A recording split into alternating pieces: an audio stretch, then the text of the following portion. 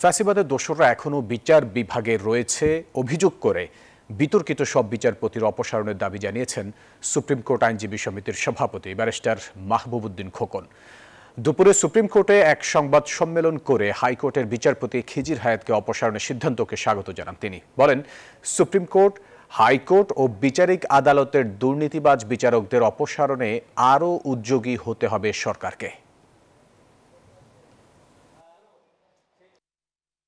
যারা দলীয় মানসিকতা নিয়ে বিচারপতি হিসাবে তার দায়িত্ব পালন করেছিল, বিতর্কিত এইসব বিচারপতিদের অনতিবিলম্বে অপসারণ করতে হবে। বিচারক নিয়ে নীতিমালা করতে হবে, আইন করতে হবে। এই সরকার ধন্যবাদ জানায় আইন করেছেন, তো আইনটা একটা বৈষম্যমূলক সরকার ক্ষমতা আছেন, একটা বৈষম্যমূলক আইন করেছেন। দুঃখজনক না এটা?